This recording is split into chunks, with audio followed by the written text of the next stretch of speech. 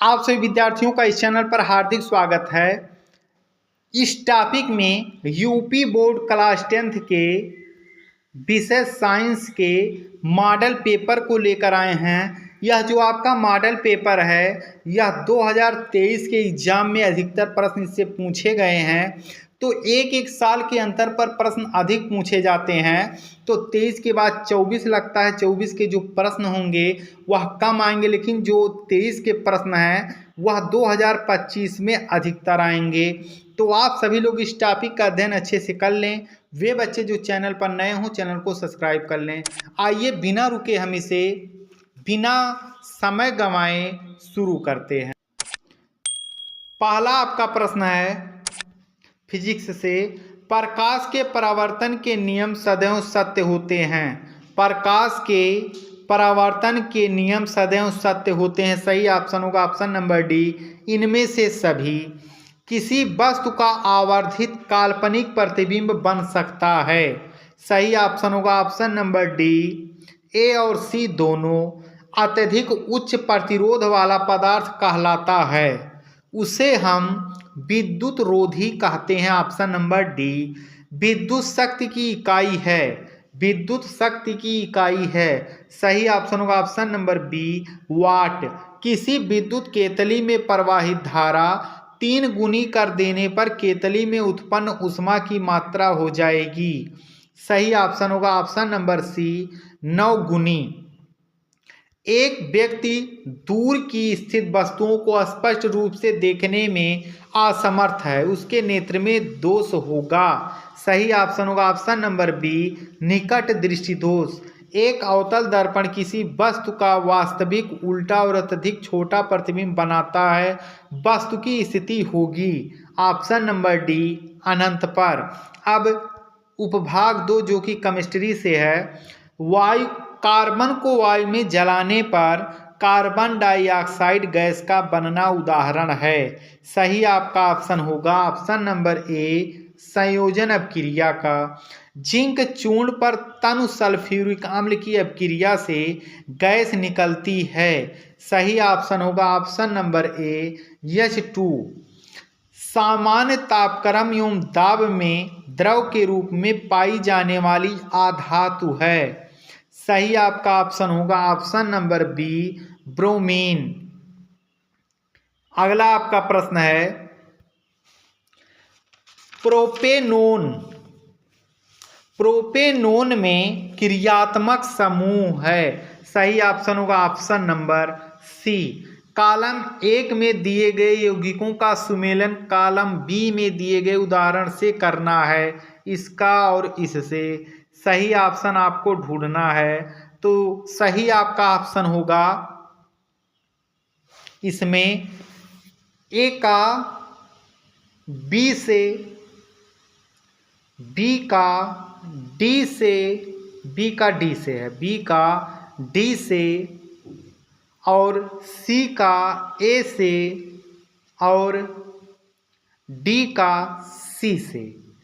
अब यहाँ हम देखेंगे जो भी मिलेगा वही हमारा ऑप्शन होगा। सही आपका ऑप्शन होगा ऑप्शन नंबर डी, जो मिला हुआ है। अगला प्रश्न है कार्बन परमाणु की संयोजकता है। सही ऑप्शन होगा ऑप्शन नंबर बी, 4। वह जैव प्रक्रम जिसके द्वारा हानिकारक पदार्थों का निष्कासन शरीर से होता है। सही आपका ऑप्शन होगा ऑप्शन नंबर बी, उत्सर्जन। अगला प्रश्न है प्रकाश संश्लेषण के दौरान निम्न में से कौन सी एक क्रिया नहीं होती है। सही आपका ऑप्शन होगा ऑप्शन नंबर डी, ग्लूकोज का पायरुविक अम्ल में विखंडन। प्राकृतिक वर्ण या चयन द्वारा जैव विकास का सिद्धांत किसके द्वारा प्रतिपादित किया गया था। सही ऑप्शन होगा option number D, Hugo de Vries के द्वारा।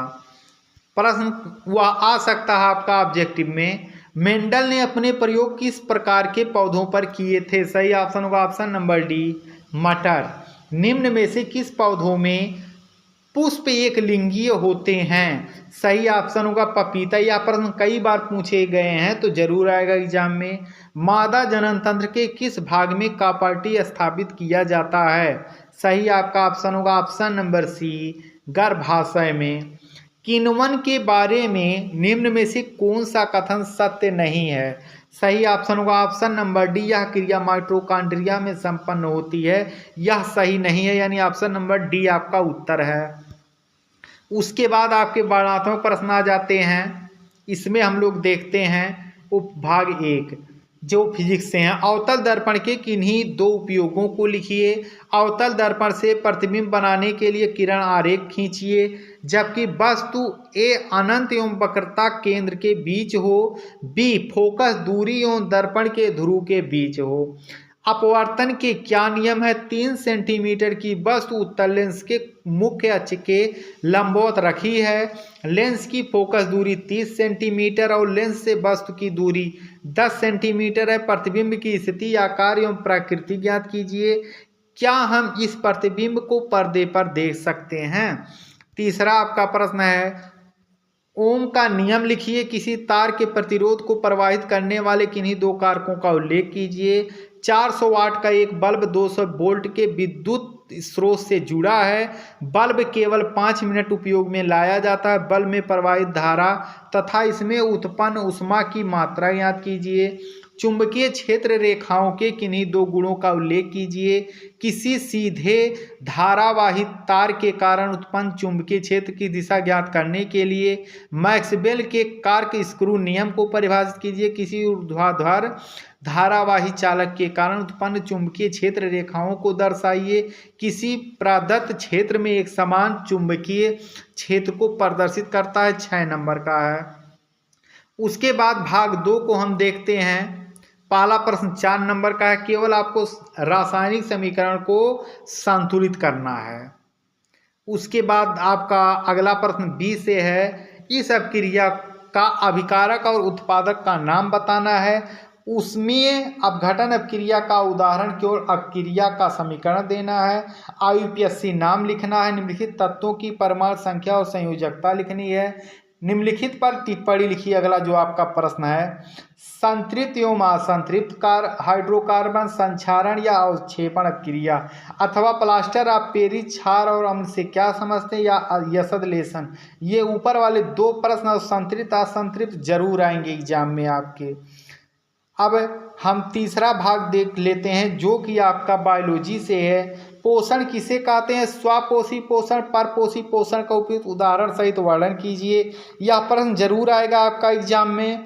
पुष्प के अनुदैर्घ्य काट का स्वच्छ एवं नामांकित चित्र बनाते हुए पुष्पांगों का वर्णन प्रत्येक वर्ष एग्जाम में आता है। मानव में लिंग निर्धारण प्रक्रिया का विस्तार से वर्णन प्रत्येक वर्ष आता है। और अगला जो आपको प्रश्न तैयार करना है मानव के नर जनन तंत्र का सचित्र वर्णन या मादा जनन तंत्र का, इन दोनों में से एक जरूर आएगा एग्जाम में। तो आप सभी लोग इसको तैयार कर लें। इसके बाद आपका एक और मॉडल पेपर है 5वां। 5 मॉडल पेपर से ही आपका अध्ययन करना है। इससे बाहर एक भी प्रश्न नहीं आएंगे। आप सभी विद्यार्थियों का वीडियो देखने के लिए धन्यवाद।